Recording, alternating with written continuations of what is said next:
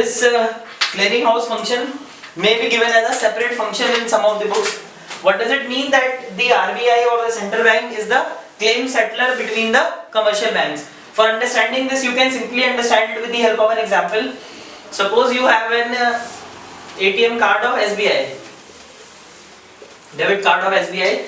It means that you have the account with SBI and you have deposited your money with the State Bank of India or the SBI. But you withdraw say 15,000 rupees from an ATM belonging to say PNB. So now just see, the money which you had deposited was with the SBI, but you have withdrawn it from the Punjab National Bank. So it means that SBI will have to give 15,000 rupees to the PNB.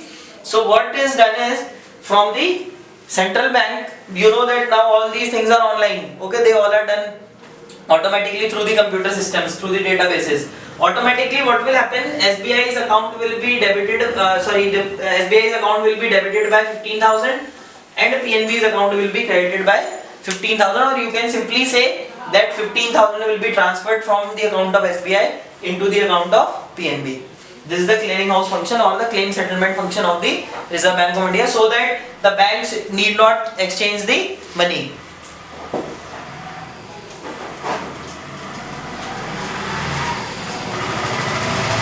Then the next function is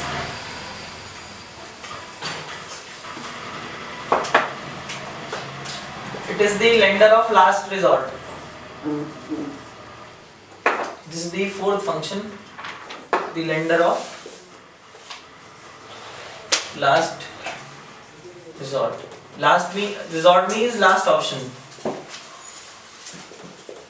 Means when the commercial bank is not able to borrow money from any source, or it is having some problem of cash, shortage of cash, then RBI will always give the money or provide the money or credit to the commercial bank. Means RBI will never deny to any requirement of the commercial bank, because commercial bank itself is acting on behalf of the central bank. It is being regulated by the central bank. Central bank is the one who is governing them. Secondly, if any commercial bank is not able to honor its promise, then the image not only of that commercial bank would be spoiled, but of the whole financial system of an economy will be spoiled. Like suppose a person had deposited say 50 lakh rupees in a commercial bank and wants to withdraw them, but the bank is not able to return it. So not only the image of that bank will be spoiled, but the whole image of the whole financial system will be spoiled. Thus, the RBI always backs with its responsibility of lending the money as a last provider or the last resort to the commercial banks. So when you are explaining this point, then you need to mention all these things.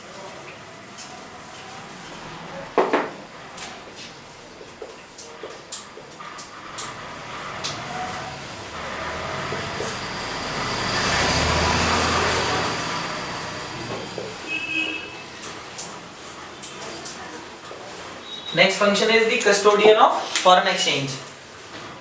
Custodian means that it is the holder, or it keeps the reserve of all foreign exchange. Foreign exchange simply means foreign currencies.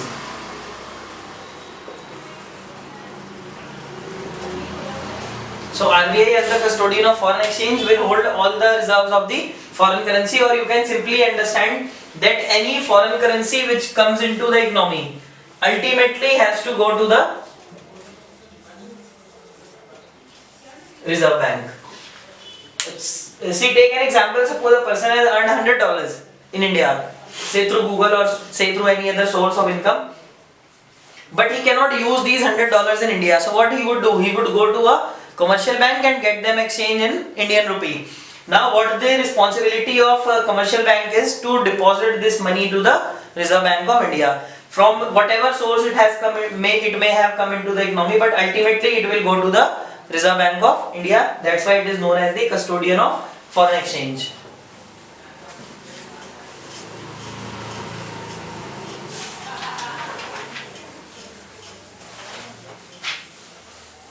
Okay, then the next function is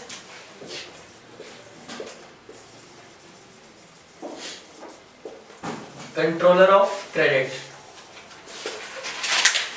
Okay, or the credit control function of the Reserve Bank. Again, see, this is the most important function of the Reserve Bank or the central bank of an economy, because this function helps the economy to run in a smooth manner. And under this function, we will have various policies which are known as the monetary policies. Means the monetary policies are the tools by which the RBI performs its function of controller of credit. We'll talk about it, what control of credit means or what actually this means. First, we can just understand these monetary policies. You must have done them in class 11th as well. First are the quantitative methods.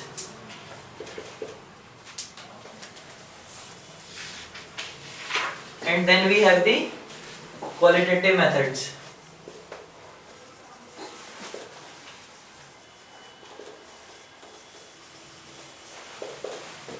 Again, just you have to just recall from your class 11 studies that you have already done these monetary policies, and they are used in case of inflation and deflation.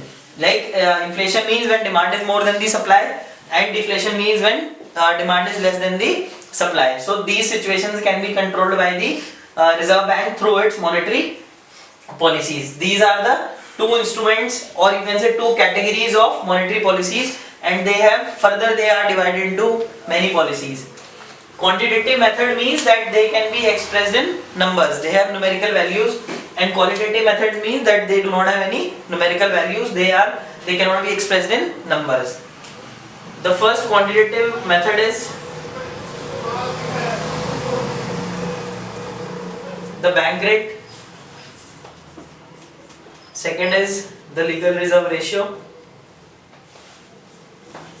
Third is OMO, open market operations. And fourth is marginal requirement.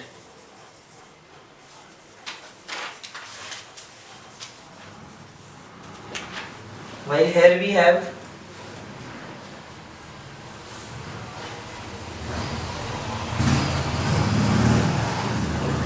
first is selective credit control, or SCC, or also called as credit rationing.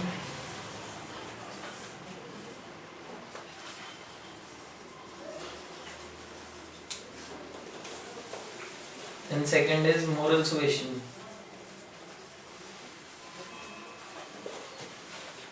Okay, so these are 6 important instruments of the monetary policy. 4 are here in the quantitative methods and 2 are there in the qualitative methods. Now we will in detail understand that what these instruments mean and how they can be used to control the credit in the economy.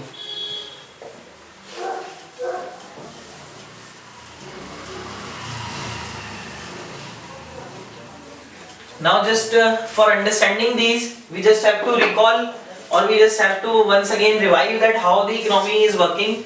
See, we have the central bank, RBI on the top, then we have the commercial bank, and then we have the public of the economy or people of the economy.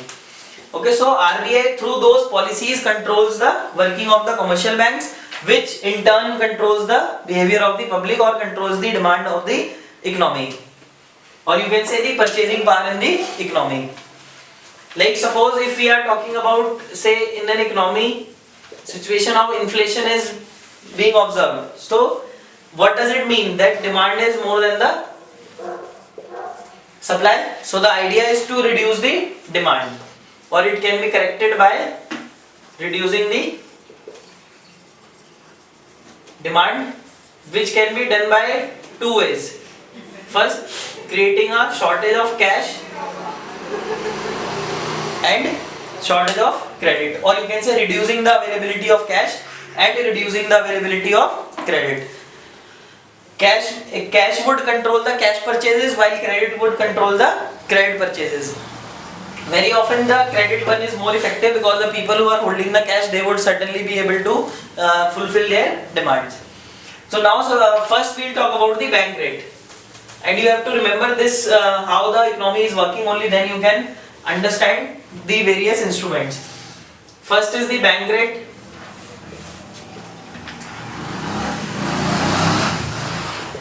First understand what bank rate is. It is the rate at which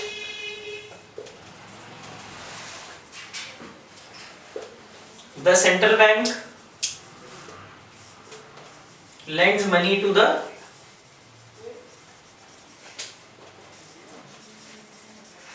commercial bank, because the central bank is having the authority to print the currency. So obviously the commercial bank will have to approach the central bank for borrowing any form of currency.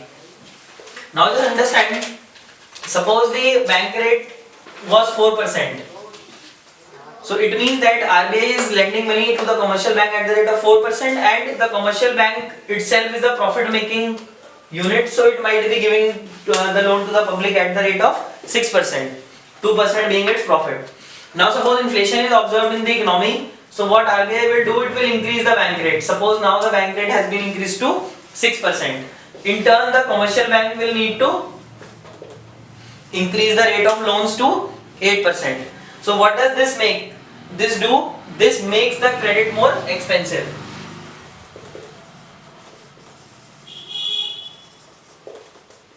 Or you can say it makes the credit more dear. Now what would happen? The credit purchases would decline.